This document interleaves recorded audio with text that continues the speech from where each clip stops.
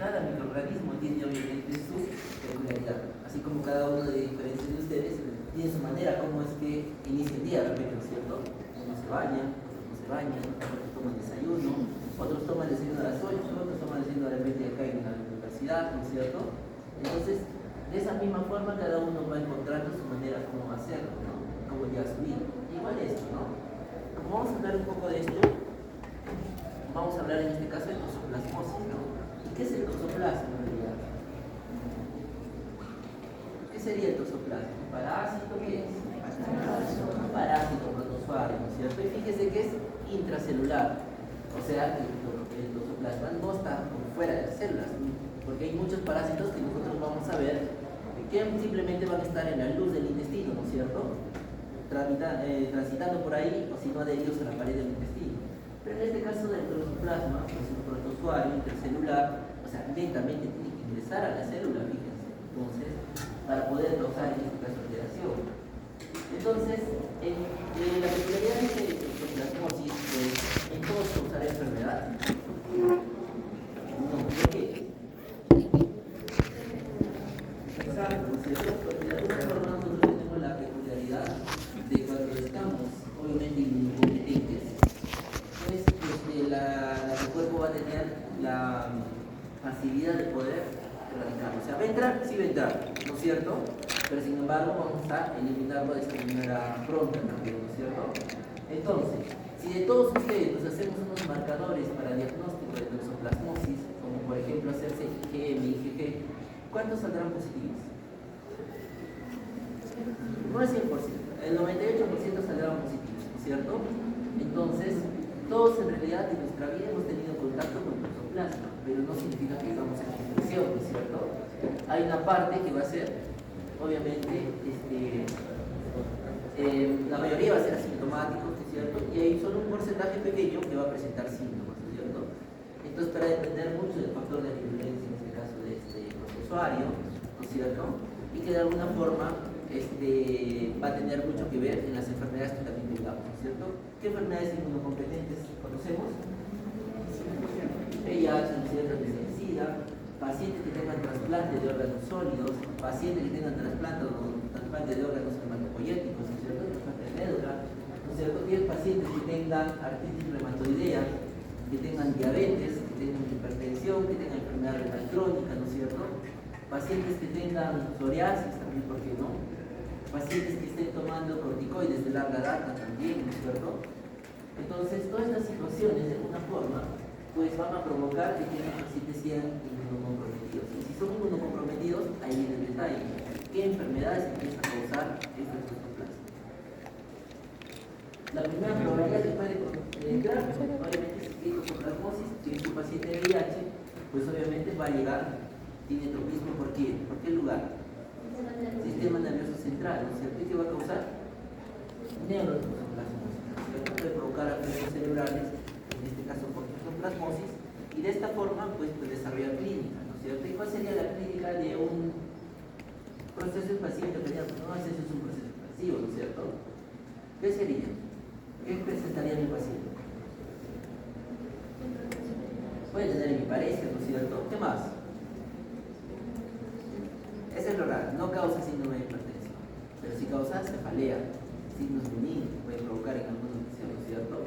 Entonces puede provocar en este caso lesiones que sean procesos expansivos intercraneales y también puede llegar el toxoplasma a circular por el líquido cefalorraquídeo. Si empieza a circular por el líquido cefalorraquídeo, ¿será un PEI o será una meningitis toxoplasmosis? Meningitis, ¿cierto? Lo mismo que pasa con la tuberculosis. Si llega al cerebro, al parénquima cerebral, ¿qué será? Tuberculoma, ¿no es cierto? Tuberculoma, una masa. Pero si está circulando el líquido cefalorraquídeo, ¿qué va a ser? Meningitis, tuberculosis. A lo mismo que esto pasa con el toxoplasmosis, ¿no es cierto? Entonces, una vez que ustedes han tenido contacto con la toxoplasmosis, en algún momento de su vida, que no sabemos cuándo, ahorita, si les dan VIH y llegan a SIDA o de repente tienen enfermedad renal crónica, podrán hacer infección, enfermedad, porque es diferente infección de enfermedad, ¿no es cierto? Es una infección. Es cuando tenemos obviamente el microorganismo dentro, pero que no causa síntomas, ¿no es ¿cierto? ¿Y cuándo es enfermedad? Cuando el microorganismo empieza a causar síntomas, empieza a tener clínica de una infección, ¿no es cierto? Entonces, si por A o B ya, les da VIH, tienen SIDA o de repente tienen enfermedad renal crónica y empiezan a tener una lesión cerebral con realce en anemia y que está en ganglios basales, ¿qué dicen? Toxoplasmosis. Ahora dirán, ok, me contagié hace poco, me contagié hace mucho. ¿Qué podrían decir? ¿Se contagiaron hace poco o hace mucho? ¿Mucho? Recuerden que una vez que tienen contacto con la toxoplasmosis, pues hay un organismo y van a quedarse células encapsuladas, porque recuerden que son intracelulares. Entonces van a quedar dentro de la célula en algunas células y cuando tengan inmunocompromiso por X razones, va a aflorar. Entonces, necesariamente tienen que contagiarse nuevamente y estar inmunocompromisos, no, se reactiva. Entonces, la toxoplasmosis es una enfermedad que se va a reactivar. ¿Listo? Entonces, si en algún momento pasa cualquier situación que comprometa nuestro sistema inmunológico, tenemos la probabilidad de que se pueda reactivar y que de alguna forma desarrollar la enfermedad. ¿Listo? Muy bien. Entonces, miren, fíjense, ¿no? La infección latente persistirá durante toda la vida del huésped. ¿Cierto? Siempre va a estar. Muy bien. Entonces, hay que conocer su mecanismo de transmisión, ¿no es cierto? Entonces, los felinos son los únicos animales en los que el toxoplasma puede completar su ciclo. ¿Qué son felinos? ¿Cierto? Entonces, de alguna forma, ellos van a dispersar los quistes, ¿no es cierto? Estos o quistes que van a eliminar. Estos quistes, ¿qué va a pasar? Van a eliminar su PCC en el campo, en el agua, ¿no es cierto? ¿Y quién va a tener contacto con esto? Ellos, ¿no es cierto? Las gallinas, los pavos, la res, el cordero, ¿no es cierto? Porque van a comerse, en este caso, las verduras que van a tener contacto con la tierra y el agua que han tenido, que tienen estos aboquistes de toxoplasmosis, ¿no es cierto? Muy bien, entonces, obviamente si es que hay contacto con el agua, pues van a tener contacto con aquellas verduras que son de tallo corto, ¿no es cierto? Y de alguna forma, si no consumimos esta parte, pues de alguna forma vamos a tener probabilidad de contagiarnos de toxoplasmosis. Cierta característica cuando hay, en este caso, gestación, recuerden que las mujeres causan por su inmunosupresión por el embarazo, ¿no es cierto? Y hay la probabilidad de que el bebé se pueda contagiar de toxoplasmosis, ¿no es cierto? Y provocará lesiones en el momento de la gestación, ¿ok? Muy bien, entonces, el ciclo fácil, ¿no es cierto? Entonces, ¿qué hacemos después de esto? Vamos a tener que controlar esto.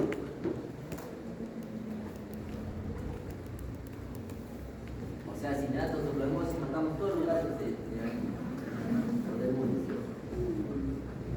¿Qué tienen que hacer? O le dices, señora, le dio toxoplasmosis a su hijo, bota al gato.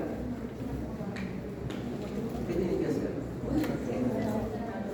Que no se acerquen al gato. Lo tienen viviendo en el patio. Lo que tienen que hacer es desparasitar a los gatos. ¿Sí? Si lo desparasitan, obviamente no va a haber quistes, no va a haber infección de la tierra y agua, no va a pasar nada, ¿cierto? Entonces, la culpa no tiene localiza, sino nosotros para parasitarlos. ¿Ok?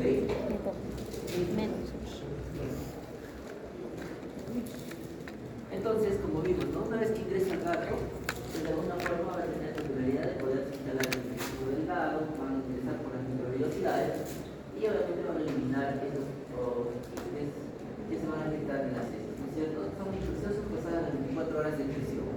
Entonces, todo esto, pues, si no los impedimos, estos quistes, en este caso del medio ambiente, normalmente del suelo, como en este caso, o de frutas y verduras en la alimentación, pues normalmente va a pasar, pero también podemos impedirlos celulares en la carne alimentada, ¿no es cierto? Entonces, ¿qué pasará si el gato contagió de sus heces, lo contaminó el suelo, lo contaminó el agua y algunas verduras? ¿Qué hacen de repente los ratones?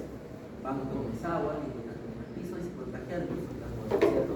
Y tienden a desarrollar quistes, ¿cierto? Estos ratones. ¿Qué hace el gato? Se lo come al gato y se completa el ciclo, ¿no es cierto? Y tenemos otra vez. Transmisión vertical es por sector de cada sujeto, como lo hablamos, transmisión cuando hacen trasplante de médula ósea o trasplante de órganos sólidos, se les hace despistaje de toxoplasmosis. Porque para hacer los trasplantes necesitan a los pacientes que estén en inmunidad cero, ¿no es cierto? Cero. Muy bien, manifestaciones clínicas, ¿no es cierto? Si es que lo hiciera, ¿qué hablamos? Pacientes con toxoplasmosis aguda suelen presentar síntomas, como dice ahí, constitucionales, o si no, síntomas generales, ¿no es cierto? ¿Qué va a presentar? ¿Cuáles son los síntomas generales? Fiebre, malestar general, ¿no es cierto? Cefalea, ¿qué más? Calofríos, ¿no es cierto? ¿Y usted va a poder diferenciar de una simple gripe? No vamos a poder diferenciar, ¿no? Puede ser que haya pasado, ¿no? Entonces, los síntomas suelen ser leves, son muy leves también, no vamos a llegar a saber qué fue, ¿no es cierto? Y en pacientes que ya obviamente tienen más compromiso, pues va a haber lesiones cerebral, como les dije aquí, en el nivel 6, ¿no es cierto? La parte periférica de la lesión va a provocar linfadenopatía que de alguna forma van a ser bilaterales y que de alguna forma pueden llegar a ser generalizadas, ¿no es cierto? Entonces, ¿puede haber un síndrome proliferativo por toxoplasmosis? Sí. ¿Ya? Un diagnóstico diferencial es proliferativo. Muy bien. También puede provocar sintomatología rara, sí, de alguna forma. Puede provocar neumonitis, por toxoplasmosis, sí, también puede provocarlo. Puede provocar síndrome de dificultad respiratoria aguda, miocarditis, pericarditis, polimiositis, hepatitis y todo lo que tenga que ver en realidad con todo el organismo. Si nosotros nos ponemos a leer con esto, ¿qué opinan? ¿Por qué es que llega tanto al pulmón, al riñón, al ojo, al hígado? ¿Por qué creen que llega? ¿Por qué? ¿Qué pasa con el toxoplasma? ¿Viaja por dónde? Por la sangre, ¿cierto? Tiene diseminación hematógena. Y si disemina tiene diseminación hematógena, pues obviamente puede llevar al corazón, porque ese ojo, pues de alguna forma puede provocar en este caso infección. ¿Ok? Muy bien, entonces vamos a pasar a otro. Ya que vamos a hablar de amebiasis, ¿listo? Entonces, si hablamos de amebiasis, pues vamos a saber que esta amebiasis es un padecimiento que lo va a provocar, lo va a alterar o va a tenerlo el 10% aproximadamente de la población mundial, porque lo vamos a ver más frecuente de lo que se imagina, ¿no es cierto? Entonces, ¿cuál va a ser en este caso, tu usuario más representativo de la amebiasis? ¿Cuál? La Entamoeba presbiteriana, ¿no es cierto? ¿Hay otra Entamoeba? Sí, ¿cierto? Pero la más frecuente que vamos a encontrar que tiene afectación humana es la Entamoeba presbiteriana, ¿no es cierto? Entonces, esta enfermedad es frecuente normalmente en lugares donde el clima son tropicales y de alguna forma van a ser responsables de muertes, pero ¿quiénes van a ser las muertes más responsables? En niños, ¿sí? ¿Qué más? Adultos mayores, ¿sí? Inmunosuprimidos, ¿no es cierto? ¿Sí? Entonces, de esta parte, pues de alguna forma, tenemos que saber cómo se desarrolla y cómo se puede identificar, ¿no es cierto? Y para eso hay que entender bien su ciclo de vida, ¿no es cierto? Igual, tenemos cuando son ingeridos en los nutrientes inmaduros, ¿no es cierto? Como en la parte superior, va a ingresar por el tracto gastrointestinal y va a llegar a dónde? ¿Al intestino delgado o al intestino grueso? ¿A dónde? ¿Al delgado o al grueso? Al grueso, ¿no es cierto? Porque hay ciertas diferencias, ¿no es cierto? ¿Será la misma una diarrea de origen del intestino delgado que lo mismo que una diarrea de origen subculoso? No, ¿no es cierto? Van a ser diferentes, ¿no es cierto? ¿Cómo será la diarrea en este caso del intestino grueso? Puede escoger leva, pero si netamente hablamos en general de diarreas del intestino grueso, ¿cómo sería? ¿Abundantes o pocas? Pocas, ¿no es cierto? ¿Qué más? ¿Qué más? ¿Tendrán moco o no tendrán moquito? ¿Seguras? ¿Seguros?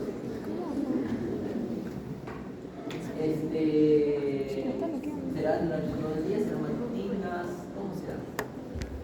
¿Cómo podemos diferenciar? Porque es importante saber, ¿no es cierto? Cuando ustedes le van a preguntar al paciente, ay, cuéntame, tus diarreas cómo son. Doctor, son agüita, voy cada 20 minutos al agüita pura. recomendar. No, doctor, voy al baño, voy, hago y se me pasa el malestar. Luego a las 2 horas otra vez aparece, o 3 horas, y da un poquito, pero flota. Es más, flotan en la taza. ¿Qué significa? Diarrea de origen intestino delgado, intestino grueso. ¿Cuál? Malabsorción.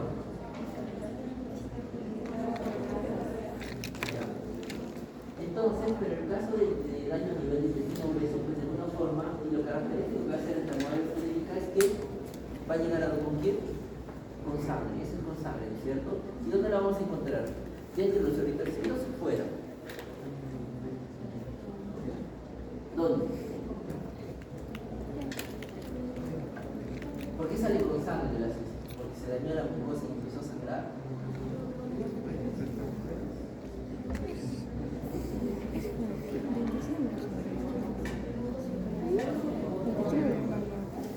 Es que el sangrado es netamente por la úlcera, pues porque ¿qué hace la ameba? ¿Qué come?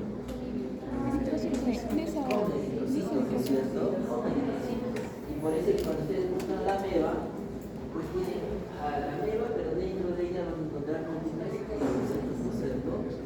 Eso va a ser la característica, ¿no es cierto? Entonces, para que puedan ver una ameba viable, pueden diagnosticarlo bien, ¿qué tienen que hacer? Con las heces tienen que analizar, solamente hacer un examen directo de heces, ¿no es cierto? Pero ¿en qué momento tienen que hacerlo? Normalmente cuando van a dejar un examen de heces, ¿qué hacen? Hacen en la mañana, van al laboratorio, ¿cuánto pasa? 2 horas aproximadamente y lo dejan, ¿no es cierto? ¿Y qué pasará con esos profesoritos? Se mueren, ¿no es cierto? ¿Encontrarán amebas? No. Entonces, ¿qué es lo que tienen que hacer para detectar, en este caso, una tendinitis por ameba o etamoeba estética? Hacer un examen de heces directo y en el momento, ¿no es cierto? En fresco. Porque es más probable que después nos encontremos, en este caso, la ameba dentro de las heces, porque si no, no lo van a encontrar. No lo van a encontrar. ¿Listo? Entonces, tiene el ciclo de reproducción. Y el intestino grueso, pues sus heces van a ser pocas, frecuentes, pero van a tener características de ser disentéricas, ¿no es cierto? Van a eliminarse mediante, ya va a ser un montón infectante, ¿no es cierto? Los quistes se van a replicar, y estos quistes de alguna forma van a quedarse en los eritrocitos y algunos quistes van a salir hacia el interior, ¿no es cierto? Muy bien, entonces, y obviamente al momento de infectarse va a haber contacto directo mano, boca, obviamente con cosas, verduras, ¿no es cierto? Que estén contaminadas y obviamente me lo voy a llegar a la boca y lo voy a infectar, ¿no es cierto? Mal higiene de manos, verduras mal lavadas, ¿no es cierto? Y obviamente condiciones insalubres al momento de, en este caso, preparar los alimentos, ¿no es cierto? Muy bien, ahí está lo que les decía, ¿no es cierto?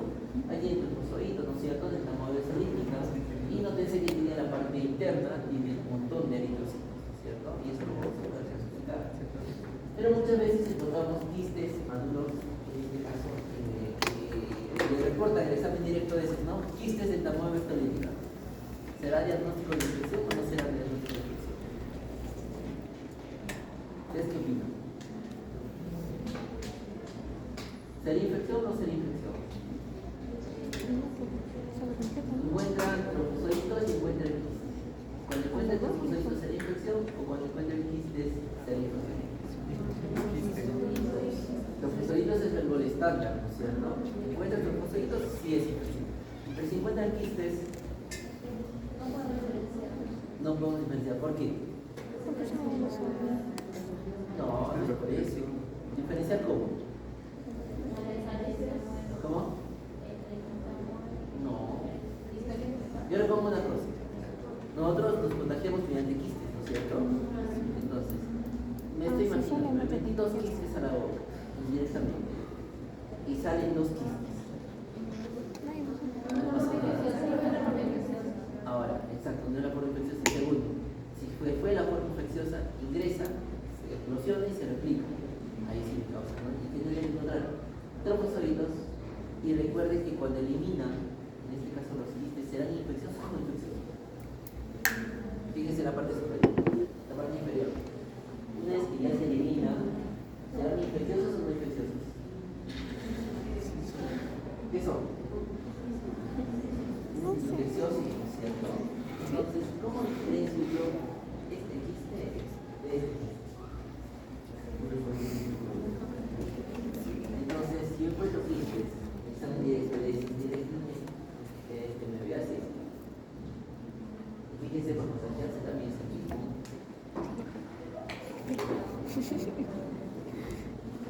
¿Cómo es? ¿Cómo sería? Porque muchas veces no van a mandar un profesor, ¿no es cierto? Les van a informar en un examen directo de ese, y van a decir, quistes de tamaño femenino. Entonces, ¿qué hacemos? Normalmente son quistes, en este caso, que sí nos pueden ayudar a dar un diagnóstico, ¿no es cierto? Comparado con la clínica, definitivamente. Pero si encuentro quistes de manera aislada y el paciente no tiene nada, bueno, trataré. No la trataré. Entonces, ¿qué se encontró por ahí? Te lo comiste, lo estás volviendo a eliminar tal cual, no llegó a presionar, no pasó nada, ¿no es cierto? No necesariamente el diagnóstico con algún quiste. ¿Ya? Esto tiene que ver acompañado por muy bien, entonces ahí está lo mismo, ¿no es cierto? Ahí tiene una forma asintomática, ¿no es cierto? Que cuando ingresa el quiste de alguna forma ataca, en este caso la pared intestinal, y que solamente va a pasar en esto, ¿no es cierto? Va a quedar en la mucosa, va a tener una alteración a nivel de la mucosa, y obviamente va a tener una alteración que solo va a tener interrelación con esto, pero fíjense cuando pasa en la infección sintomática invasiva, ¿no pasa? Altera el moco, sí, ¿no es cierto? O la mucina, que es el intestino, ¿no es cierto? Entonces, una vez que lo altera, va a haber excreción de estas sustancias que van a ser citotóxicas y que van a ingresar, obviamente, ya hacia el epitelio gastrointestinal, ¿no es cierto? Intestinal. Y obviamente va a haber liberación de radicales libres, en este caso el DRSO, o si no el NO. Si pasa esto, ¿qué va a pasar? Pues obviamente van a seguir formando inflamación y obviamente lisis de estas células que tienen peculiaridad poder hacer diseminación hematócrina.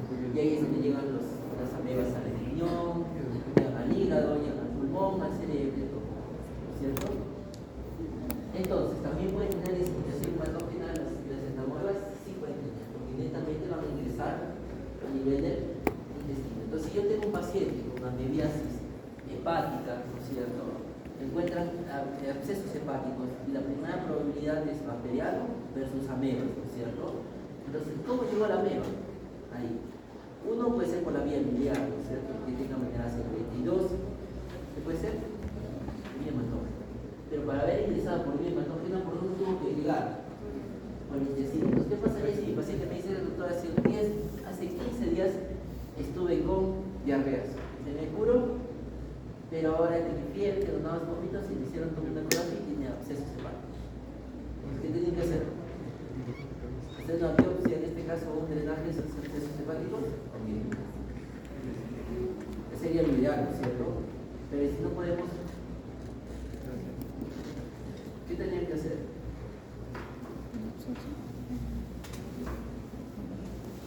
¿Qué le pedirían al paciente? ¿Podrían pedir un parasitológico seriado? Le pediría, ¿no es cierto? Porque es probable que encuentre quistes en ese parasitológico, ¿no es cierto? Entonces, si encuentro quistes que encuentro, pues de alguna forma voy a poder inferir o inferir en este caso de que los abscesos sanguíneos, en este caso hepáticos, son medianos, ¿no es cierto? Entonces son muy hepáticos. De esa manera se entiende, ¿no? Muy bien, entonces ahí tiene, cuando ya hay obviamente formación de úlceras que pueden conducir a infecciones secundarias en la diseminación hematógena, como lo hablamos, ¿no es cierto? Ingresan, ¿no es cierto? Destruyen las vellosidades, en este caso las intestinales, y van a provocar lesiones. Y ustedes muy bien, ¿cómo se llama? Lesiones en botón de camisa, ¿no es cierto? Y obviamente recuerden que entre más grandes sean las lesiones, pues de alguna forma hay mayor probabilidad de que sea la diseminación hematógena. Muy bien, entonces, sistema biológico ya los hablamos, ¿no es cierto? Invade el intestino grueso, invade la mucosa, provoca destrucción muscular y llega a la sangre, ¿no es cierto? Entonces, puede provocar acá también, ¿no? Absceso hepático, puede provocar colitis anemia, ¿no es cierto? Y con una programación asintomática general. Entonces, recuerden que solamente invade el intestino grueso, pero cuando se va a la sangre puede llegar en realidad a cualquier lugar, ¿no es cierto?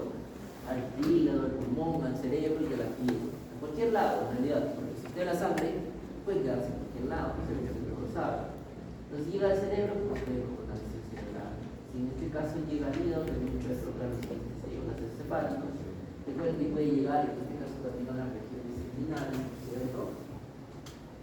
Y entonces puede provocar amiloidosis seminal, puede provocar también el también de la piel, y de alguna forma, todas estas presentaciones de alguna forma van a ser inespecíficas. ¿Y solo en quién no lo vamos a ver? En pacientes que tengan algún grado de compromiso o que tengan ya cuadros severos de amibiasis intestinal, ¿no es cierto? Que cada rato estén disparando, entonces la probabilidad de que tenga mayor deterioro clínico va a ser mayor, ¿no? Entonces, cuadro clínico, diarrea líquida acompañada de moco y sangre, náuseas, vómitos, dolor, fiebre, sudoración excesiva y pérdida de apetito y baja de peso. Puede ser una diarrea crónica, la amibiasis puede ser aguda. Crónica o aguda, los dos, ¿no es cierto? Puede ser aguda y también puede ser crónica, ¿no es cierto? Entonces, lo que puede hacer el gold estándar es hacer una identificación de los parásitos chineses, o si no, cuando hagamos una colonoscopía, van a encontrar en este caso estas lesiones de conducto de cáncer, ¿cierto? ¿Sí? ¿Difícil? No está difícil, ¿cierto? Tu pregunta, allá. Tu pregunta de examen va a ser para identificar metamorfosis estolítica, para identificar toxoplasmosis, sus pruebas van a solicitar. Entonces yo pido en este caso pruebas serológicas para diagnosticar toxoplasmosis. ¿Qué voy a pedir? IgG y IgS, ¿no es cierto? Muy bien. Entonces yo pido en este caso PCR para toxoplasmosis. ¿Puedo hacer? Sí, puedo hacer, ¿no es cierto? Entonces quiero diagnosticar metamorfosis estolítica, examen de heces. ¿Qué más puedo hacer? Puedo hacer serología para esta prueba. ¿Existe? ¿Hay o no hay? De eso ya estaría.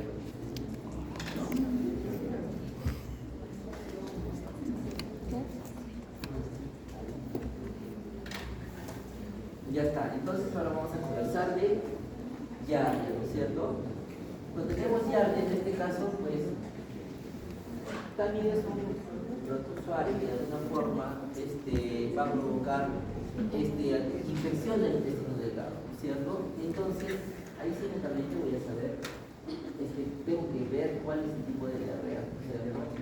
Entonces, ¿cómo era la diarrea de intestino grueso? No, pues hay diarreas de intestino grueso como son diftericas.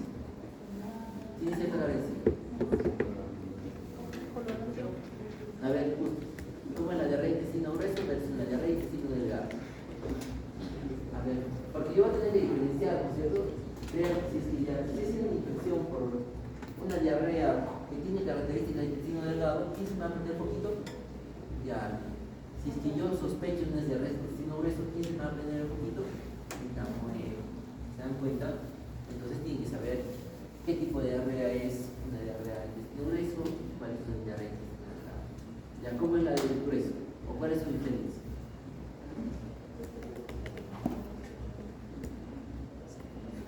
Ya vamos. Uno de ustedes, pues cojo yo.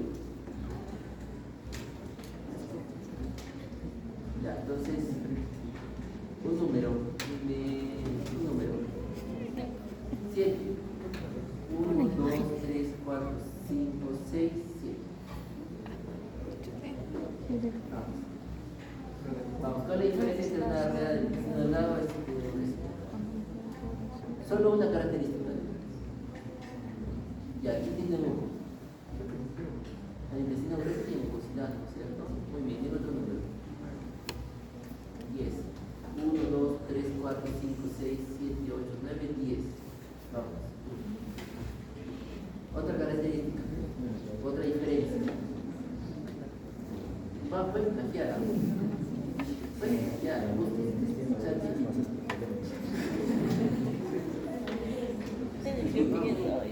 ¿cómo? Exacto, la diarrea en el intestino delgado es más abundante, en el intestino grueso no es abundante. Ya, otro número. 4. Si las quieren. 1, 2, 3, 4. Leímos. Ajá. Vamos. Otra característica. Otra diferencia, perdón.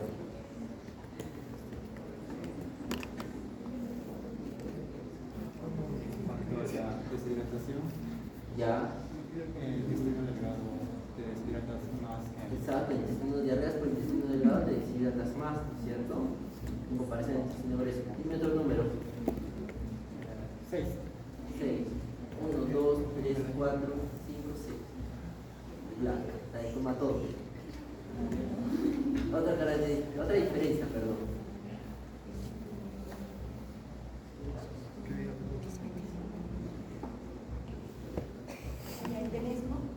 Tenesmo. ¿En dónde hay tenesmo? Intestino grueso, intestino delgado no hay. ¿Cierto? Otro número. 7. 1, 2, 3, 4, 5, 6, 7. Otra diferencia.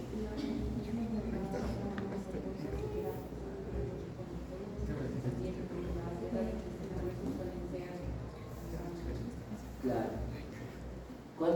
¿Quién producirá un síndrome de mala absorción? ¿El intestino grueso o delgado? Delgado. ¿Cierto? Entonces, si es que flotan en la taza, pues será el intestino delgado. ¿Sí? Muy bien. Otro número. 3. Otra pregunta. Claro. Debemos saber si es que es un sangrado a nivel de colon ascendente. ¿Será hematopesia o será anemia?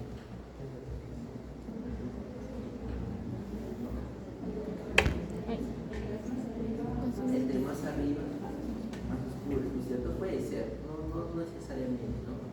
Si dirías hematopesia, si es que es en colon sigmoide, por ahí puede ser. Ya, otro número. 8. 1, 2, 3, 4, 5, 6, 7, 8.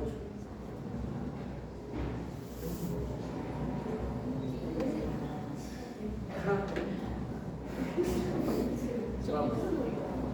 Otra diferencia. Uno se sabe encima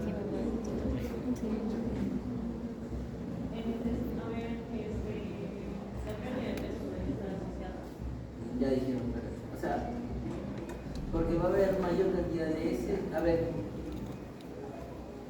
es que no siempre, porque si es una diarrea crónica va a perder más peso, ¿cierto? Pero si es diarrea aguda, pues no va a perder mucho peso. Otra característica, otra diferencia, perdón. ¿Dijeron el color? El color no es el mismo. ¿Cómo es? Pues supongamos que era el intestino delgado, la grasa podría ser. Ah, eso sí ya lo hablamos. Ajá. Otro. Mira, flatos hay en el cuerpo. ¿Cómo? La frecuencia. ¿Dónde será más frecuente? El intestino delgado. Ahí. Intestino grueso. Intestino grueso. Es más frecuente. ¿Cierto? ¿Qué más? ¿Otra más? Si tuviera restos de alimentos delgados, ¿no es cierto? Porque no se identificar, ¿no es cierto? Muy bien. Entonces, sabiendo de esas características, obviamente si quiere intestino grueso o delgado, ya tenemos esta diarrea que va a afectar más que todo al intestino delgado, ¿no es cierto? Entonces vamos a tener síndromes de mala absorción, ¿no es cierto? Puede tener esta característica. Entonces, muchas veces va a provocar en este caso cuadros clínicos intestinales, puede haber diarrea abdominales, ¿cuál es en este caso el que vamos a estudiar? En este caso, la diarrea, en realidad donde se aloja, ¿no es cierto? Porque puede ser cualquiera de esas tres. Entonces, este aquí tecnológico ya lo conocen, ¿no es cierto? Ya lo han visto en el cansancio, supongo. Ya el que es el protozoario, tiene tanto superiores como inferiores, ¿no es cierto? Que le van a ayudar a poder movilizarse, ¿no? Muy bien, estos son pequeños. Y obviamente la forma infectante son los virus que tenemos que encontrar, ¿cierto? Dentro de las vergas que pueden ser quistes. Pero vemos acaso ciclo de vida, en este caso de la diarrea lambda, en este caso de la abdominales, de la intestinales o de la lámina, ¿cierto? Que puede ser cualquiera. Fíjense que una vez que ingresan, va a ingresar mediante qué? Quistes, ¿no es cierto? Y obviamente van a ser alimentos contaminados. Con estos quistes se van a ingresar por el tracto gastrointestinal y ¿dónde se van a alojar? en el intestino delgado, ¿no es cierto? Y obviamente netamente van a dar, en este caso, deposiciones líquidas, pues, obviamente por características del intestino delgado, ¿no es cierto? ¿Cuáles son? Heces abundantes. ¿Qué más? Acuosas. ¿Qué más? Esteatorrea. ¿Qué más? Van a ser frecuentes y infrecuentes. Frecuentes, pero son en abundante cantidad, ¿no es cierto? ¿Qué más? Moco, sin moco, con moco. Sin moco. No sé por qué creen que los niños le preguntan con moco o sin moco. ¿No se han puesto a pensar? O preguntan, o han preguntado, ¿no es cierto? Los niñitos. ¿Hacen caliente con moco o sin moco? ¿Con sangre o sin sangre? Por esto, porque tienen que definir de dónde viene esa diarrea, ¿no es cierto? Hacerse una idea de dónde viene. Muy bien. Entonces tenemos en este caso los quistes, van a ingresar y obviamente van a desarrollarse estos protozoarios que se van a adherir a la pared intestinal, que de alguna forma al momento de reproducirse lo van a hacer por reproducción binaria como es aquí, ¿cierto? Se reproduce simplemente, algunos van a quedar adheridas aquí y obviamente van a eliminarse quistes hacia el exterior para nuevamente contaminar el suelo, el agua, las verduras del tallo corto y completar el ciclo por el consumo, en este caso, puede ser los animales o de nosotros mismos, ¿cierto? Y causar estos cuadros de diarrea. ¿Difícil? No. ¿Cuáles serán los métodos diagnósticos de esto? Bueno, esto vamos a ver por qué ya. Recuerden que una vez que ingresa, tiene una ventosa que la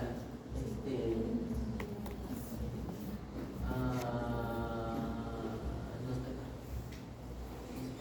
Pero bueno, tiene esta ventosa que va a ayudar en este caso a poder hospedar, en este caso a adherirse a la pared intestinal y que va a provocar inflamación de la mucosa, anomalías estructurales y funcionales y disminución y déficit de este caso de hemoglobina. Factores del parásito, ¿qué tiene que ver con estos factores del parásito? Porque tienen unos factores de virulencia que van a ser específicos de ellos. ¿Cómo va a depender mucho la carga parasitaria? Pues, si hay una llave nada más que pasó, pues no va a pasar de una simple diarrea, simplemente la van a evacuar y se fue. Pero ¿qué pasaría si yo consumo una alta carga parasitaria de llaves? Le dieron su papa rellena en la esquina con hartas llaves, muchas llaves. ¿Qué va a pasar?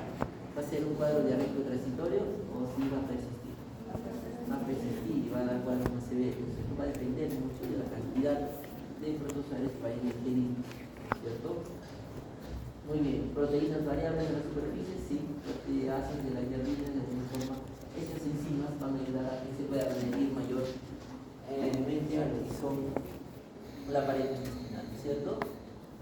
Puede haber en este caso variaciones antigénicas de la yardia. ¿Sí? ¿Cuál es el tratamiento de elección para la yardiasis? Metronidazol, ¿cierto? ¿Cuál es otra alternativa para poder tratar? ¿Cuál? Tinidazol. En realidad el estándar dice tinidazol, ¿no es cierto? Pero nosotros damos metronidazol. ¿Por qué? Porque metronidazol es mayor tolerable que el tinidazol, ¿no es cierto? ¿Y qué causa si es que consumen alcohol con metronidazol? Síndrome de antagonismo, ¿no es cierto? Entonces cuando estás enamorado y le salir todos los fines de semana, tienen metronidazol con 3 días antes. Y va a haber las náuseas y los vómitos que le va a provocar. No debe tomar nunca más en su vida. ¿Sí? Muy bien. Entonces, ¿puede hacer variaciones antigénicas? Sí. Pero estas variaciones van a ser mínimas. Más que todo van a ser variaciones para poder adherirse bien a la pared intestinal. Van a modificar sus factores de adherencia. Pero no van a modificar, en este caso, sus genes para poder hacer resistencia a los cambios. Por eso es que sigue siendo el metronidazol o el tinidazol opciones terapéuticas para poderlo tratar. ¿Listo? Muy bien. Entonces, variantes antigénicas se expresan socializadas mediante redes. No pasa nada con esto, ¿cierto? Mecanismos patogénicos de diarrea intestinales, pues ya hablamos de diarrea acuosa, ¿no es cierto? Síndrome de mala absorción y que de alguna forma también me va a provocar, y en este caso, en estas infecciones por diarrea, pues netamente, fíjense que una vez cuando ingresa la diarrea aquí al intestino, a la luz intestinal, va a provocar un síndrome inflamatorio en la mucosa intestinal. Va a alterar y va a ayudar a que esta capa de moco que recubre el intestino desaparezca, ¿no es cierto? Y por ende va a tener, en este caso, alteraciones a nivel de las mucosidades, porque las va a provocar apoptosis de estas mismas células del intestino y también va a ayudar a que se rompan las uniones entre enterocito y enterocito. ¿Sí? Mediante citoquinas va a provocar que se empiecen obviamente a separar y por ello va a haber daño a la mucosa intestinal. ¿Qué pasa si se separan? Se mueren y obviamente van a liberarse mayores. ¿Qué son estos hilos? Hilos. ¿Qué son? ¿Qué son? ¿Qué son? Radicales libres, ¿no es cierto? Entonces los radicales libres pueden provocar en este caso apoptosis en la célula, pueden provocar cambios en este caso en el material genético de la célula y de repente provocar en este caso alteraciones justamente en el lugar donde van a actuar, donde se van a encontrar. Muy bien, entonces recuerden que todas estas enzimas que van a eliminar, como por ejemplo la eliminante de milasa o la flavohemoglobina, van a ayudar a que se liberen estos óxidos nítricos, estas sustancias reactivas que contienen en este caso radicales libres. Y todo esto en teoría en general lo que va a hacer es destruir el intestino, tanto en la lesión de células enterocito y enterocito, y obviamente también destrucción de las microvellosidades. Se alteran las microvellosidades, fíjense cómo quedaron aquí, ¿qué va a provocar? Síndrome de mala absorción. ¿Por qué? Porque ellos tienen microvellosidades, ¿no es cierto? Y obviamente como hay esto, síndrome de mala absorción, como hay obviamente alteración entre la adherencia de los enterocitos, ¿qué va a hacer con el agua que va a estar aquí circulando? Va a salir hacia la luz, ¿no es cierto? Si sale hacia la luz, pues obviamente va a provocar las diarreas acuosas, obviamente en la cantidad. Fácil, ¿no es cierto? Muy bien. Entonces, pasa el cuadro de diarreas y yo necesito hacer NPO, le digo al paciente. O por la mueva, ¿qué le digo? NPO. ¿Qué le digo? Ok, continúe. ¿Qué opina?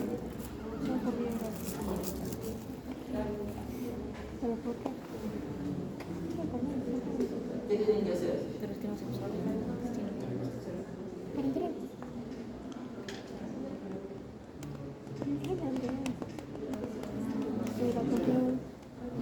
¿Qué tienen que hacer? ¿Qué necesitan las vellosidades intestinales para poder funcionar bien? ¿Cómo? ¿Qué necesitan para constituirse? No, las sales no sé para que es más líquido, ¿no? Normalmente cuando hay infecciones a nivel intestinal, que obviamente son infecciosas, va a haber alteración de los enterocitos, ¿cierto? Es que la alteración y quedaron chiquitos porque no hay nada. ¿Qué pasa si no estimulas estas vellosidades intestinales? ¿Crecerán o se quedarán igual? ¿Cómo? Se quedarán igual. ¿Por qué? Porque ¿qué necesita este enterocito para poder, en este caso, trabajar bien o crecer? ¿Qué necesita?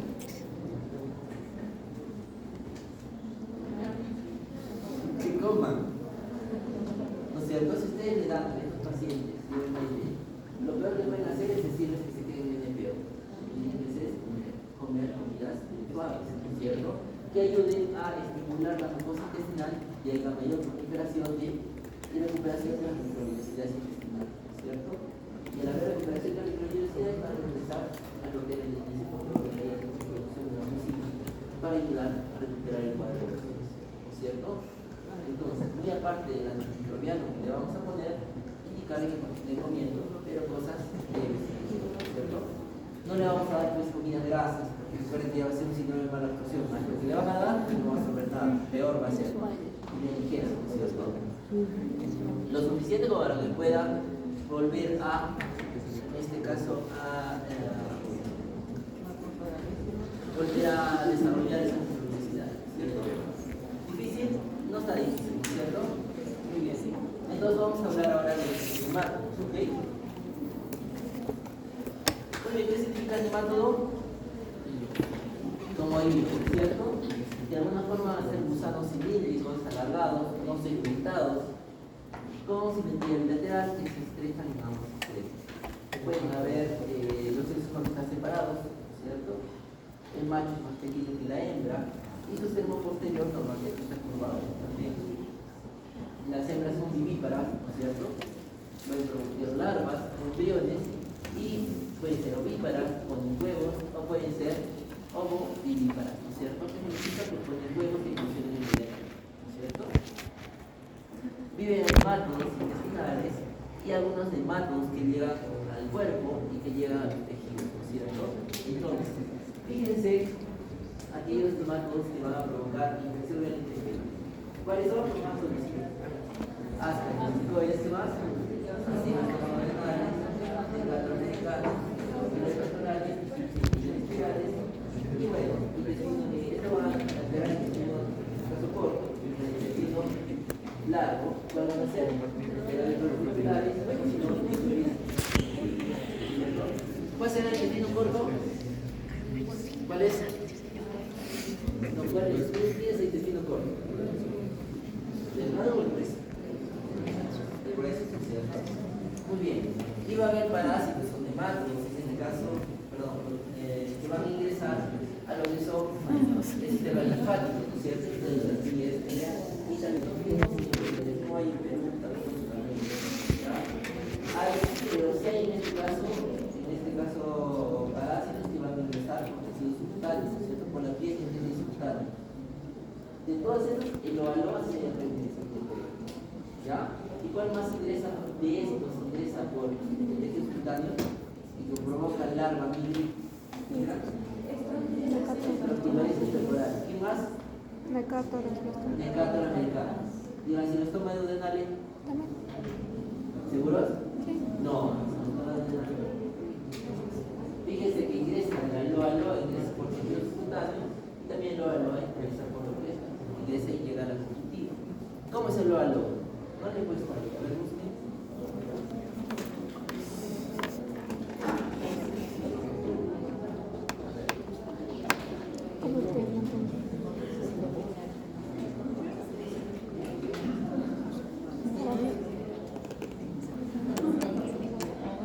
Ahí está el valor. Este es el valor. ¿Listo? Fíjense cómo llega la conjuntiva de lo que les hablaba y también llega a poder diseminarse a través de la piel, ¿no es cierto? Normalmente la extracción va a ser obviamente a nivel local, sacar de parásitos, ¿no es cierto? Pero tenemos que hacer una medicación también cubierta plena, ¿ok? Entonces esto sí encontramos en Perú, y normalmente lo vamos a encontrar en zonas amazónicas. ¿Listo? Entonces, de esta parte, pues, vamos a seguir conversando en este caso de las características. ¿Qué nos va a indicar las características? Que de alguna forma van a provocar huevos, que lo van a formar las hembras, ¿no es cierto? Y que de alguna forma son pequeñitas. Y que las formas infectadas van a ser aquellos huevos que son embrionados. Va a haber huevos que van a ser embrionados, todos van a ser infectados. Pero de esta forma, el mecanismo de transmisión, como todos los otros que hablamos, es un mecanismo de transmisión directa, ¿no es cierto? Mediante ingestión, ¿no es cierto? Una localización va a ser el intestino corto, ¿no es cierto? Y de alguna forma ahí tenemos los huevos utilizados, ¿no es cierto? Fíjense, ¿no? Fértil, decorticado, embrionado y realmente infértil, ¿no es cierto? Muy bien. Pero simplemente para poderlo diferenciar, acá vamos a tener aquellos parásitos que van a ser adultos, ¿no es cierto? Formas adultas, y de alguna forma van a eliminar huevos, ¿no es cierto? Embrionados y también van a ser huevos, obviamente, sin embrión, ¿no es cierto? Y que estos huevos embrionales de 2 a 3 semanas pueden convertirse, en este caso, en larvas raftoides. Estas larvas raftoides van a, obviamente, pueden llegar, en este caso, a múltiples tejidos, pero también pueden ingerirse los huevos directamente para provocarse, para poder llegar nuevamente a los órganos, ¿no? Puede penetrar el intestino, puede llegar al pulmón, a la tráquea, a la laringe, y obviamente provocar en este caso larvas, ¿no? A ver. No, si se acuerda este es de perdón, el sinostomio. Este es de amiloides. Ya, acá vamos, ¿ya? Olviden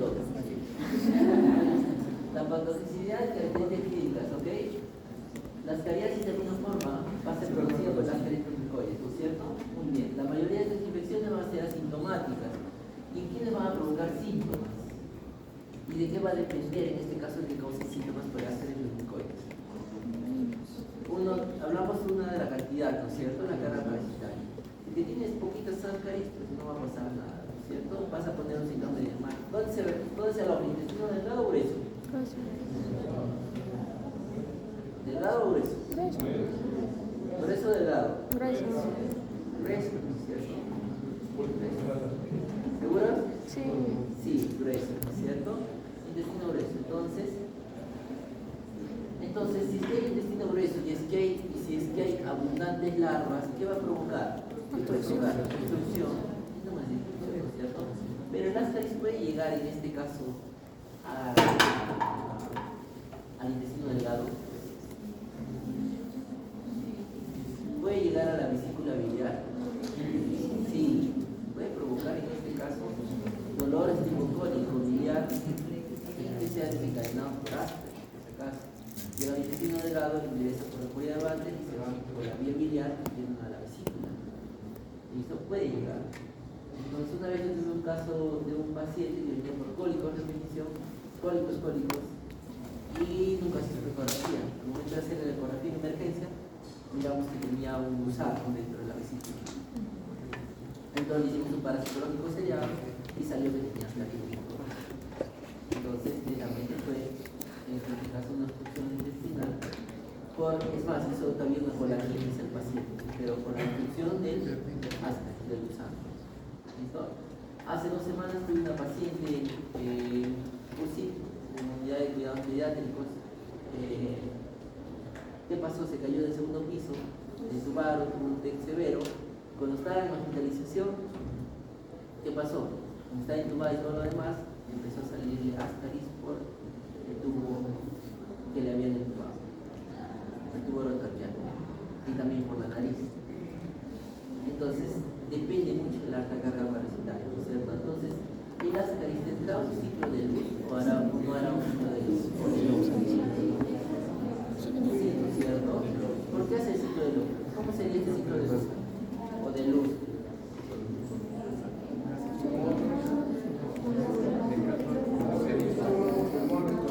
A ver, empecemos con el mecanismo directo, ¿no es cierto? El normal. ¿Cómo es? Ingresa por la boca, se va hasta el intestino. ¿Qué más? Atraviesa la mucosa, llega la sangre, se va al pulmón, corazón, pulmón, hígado, pero puede llegar al pulmón normalmente. ¿Y qué causa? Causa una neumonitis pequeña que muchas veces es asintomática. ¿Y qué haces? ¿Cierto? ¿Y qué pasa? Toses y ¿qué botas? Porque ya se empezó a replicar aquí, ojo, ya creció. ¿Es una larva? ¿Qué larva? Larva 2. Rápido. ¿Ya? Una vez que está en el pulmón, larva 2. Me ponen larva 2. Larva 2. Déjame larva 2. La larva 2, obviamente la vas a expulsar mediante, vas a toser, ¿no es cierto? Y la vas a expulsar y ¿qué vas a pasar? Uno es que la elimines y 2 es que la vuelvas a tragar, ¿no es cierto? Y te vas a provocar un auto y otra vez se cierra, ¿no es cierto? ¿Cuál va a ser la diferencia de esta con, en este caso, con tronquiloides temporales? Y puede ir directo hacia. Y entonces como, ya, y si por A o B ya tienes el tronquiloide. Normalmente hay casos de hiperinfección. ¿Cómo? Ya, acá desde primero, ¿ya? Así no se van a confundir. Entonces, la enfermedad clínica se va a limitar en gran parte, en este caso, a la carga parasitaria, que puede provocar síntomas, en este caso, específicos, ¿no? Y que de alguna forma puede provocar esa diarrea. Ahora, si no provoca la diarrea, pues obviamente va a provocar el fenómeno de obstrucción intestinal, si es que fuera mucho la carga, en este caso, de parásitos, ¿no? Si sabemos que es el síndrome de Lofgren, ¿no es cierto? ¿Y qué va a provocar en este caso neumonía? Puede haber fiebre, tos, o si no es muy contenido con sangre, que pueden contener las larvas, ¿no es ¿cierto? Entonces, si ustedes sospechan de una neumonía que esté haciendo síndrome de Lucas, pidan un parasitológico de secreción bronquial, ¿cierto? Y va a salir de las larvas ahí, ¿ya? Entonces puede haber erupción urticarial y también puede haber sinusitis, ¿cierto? Entonces puede haber una larva migra visceral, sí, ¿cierto? Lo que ustedes hablaban, que se va a introducir en este caso a la circulación sistémica y que de alguna forma puede llegar a cualquier parte del organismo. Lo mismo, ¿no?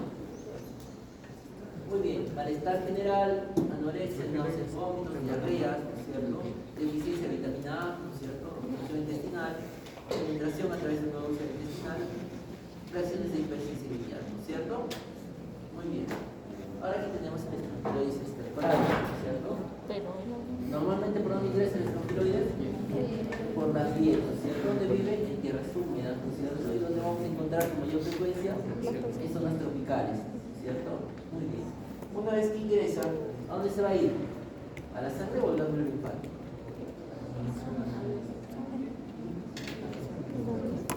¿A dónde?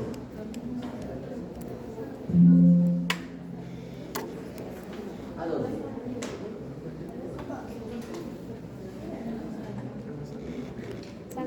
A la sangre. ¿Ya? Entonces, una vez que ingrese, en este caso, va a ingresar, también puede ingresar por la piel, ¿no es cierto? Y que de alguna forma van a viajar, va a haber autoinfección, ¿no es cierto? De las larvas, van a volver a penetrar, en este caso, el intestino y puede llegar a la sangre y llegar a otros lugares, ¿no es cierto? Recuerden que puede viajar también al pulmón, también provocar este síndrome de Locke, ¿no es cierto? Entonces, la peculiaridad es que aquellas larvas que son adultas pueden llegar, en este caso, a ver, ¿cómo entiendo?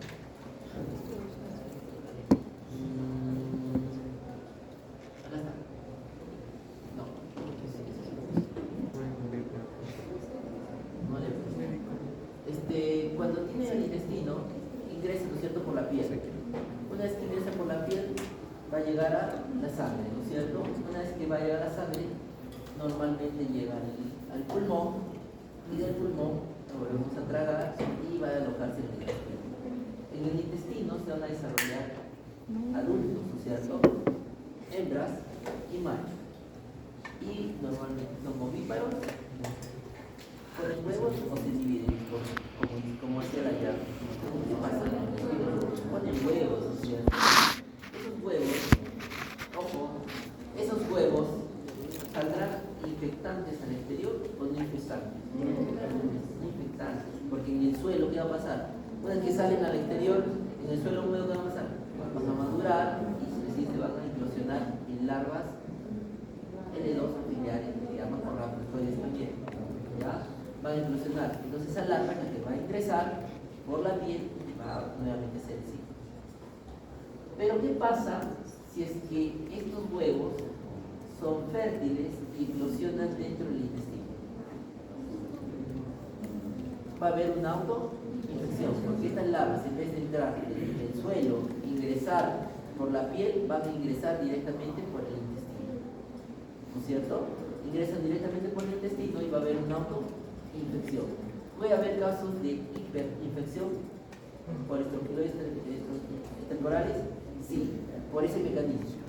No necesariamente porque esté en contacto con el suelo, ojo, sino que la larva netamente va a seguir ingresando por la mucosa en repetidas veces y va a estar haciendo ciclo de Lucas en varias oportunidades. Entonces, ¿qué pasa? Paciente con diarrea, deposiciones líquidas, y que sigue con deposiciones líquidas y de pronto te hace dificultad respiratoria. ¿Por qué tendrá dificultad respiratoria? Le hace un examen en un hemograma y tiene un eosinofílico. Entonces, y la tos que viene es más bien de flema, pero sí necesita oxígeno en tu paciente. Entonces, ¿qué tienes que hacer? Tienes que sospechar que puede tener un parásito. Es importante el ciclo epidemiológico, ¿no? ¿De dónde viene esta paciente? Entonces, normalmente, ¿qué hace? Como ingresan tantos, tiene tanta diarrea y ingresan tantos parásitos por la mucosa, pues ¿qué provoca? Que haya microlesiones, ¿no es cierto?, en el intestino. Y por ende, ¿qué hay dentro del intestino? Aparte de parásitos, bacterias. ¿Y qué va a hacer? Translocación bacteriana. Las bacterias del intestino van a pasar hacia la sangre. Entonces estas pacientes te van a hacer bacteriemias recurrentes. Le vas a hacer hemocultivos y vas a aislar X bacterias, un montón de bacterias, pero a consecuencia del daño del intestino, ¿no es cierto? Y a consecuencia, obviamente, que se está reinfectando constantemente. Factores desencadenantes para que haya estas hiperinfectaciones por estructuras temporales. ¿Qué puede ser? Lo mismo, ¿cierto? Alguien que esté tomando esteroides, que tenga terapia inmunosupresora, que tengan alguna malignidad, ¿cierto? Que tengan malnutrición, que tengan embarazo y que tengan infección por VIH. ¿Listo? Entonces, faltó, por ejemplo, una paciente que tenía el orejo, que venía por diarrea, aquí tenía diarrea hace 3 meses. Entonces, llegó por dificultad respiratoria, diarrea y fiebre. Le hicimos hemocultivos, le hicimos parasicológicos directos de heces, y en las heces no salía nada, por si acaso, no salía nada, cero parásitos. Y por la dificultad respiratoria, le mandamos a hacer parasitológico, cultivo de gérmenes comunes y hongos en esputo, pero le hicimos también una observación directo del esputo. Y encontramos que en el esputo había larvas, rhabditoides pertenecientes a esteroides temporales. Le volvimos a pedir todos los días parasitológico. Obvio, no solo 3 muestras que normalmente piden, sino lo pedimos durante 10 días parasitológico sellado. En los últimos 7 días del séptimo, octavo, noveno y 10º día empezó a salir recién los huevos con chistes de larvas de esteroides. ¿Qué había pasado? Esta paciente. Ahora yo decía, pero ¿por qué esta paciente hace una hiperinfectación? ¿Por qué hace así? Porque ella recuperaba el cuadro respiratorio. A los 5 días otra vez hacía un cuadro respiratorio. Y a los 5 días otro cuadro respiratorio. Además hacía fiebre y le aislábamos en sangre bacterias E. coli, le aislábamos Enterococcus faecium, Enterococcus fecalis, en sangre. Obviamente venía el intestino, pero ¿qué provocaba este WhatsApp? Esteroides temporales haciendo hiperinfección. Ahora, ¿por qué estaba haciendo hiperinfección? Teníamos que buscar, porque no cualquier persona hace eso, ¿no es cierto? Teníamos que buscar por esas características, ¿no? Obviamente se tenía algún grado de infección, terapia, tenía otro tipo de malignidad, de repente tenía una enfermedad reumatológica, tenía lupus, no tenía artritis, no está embarazada, no tenía VIH, pero ¿qué sí tenía?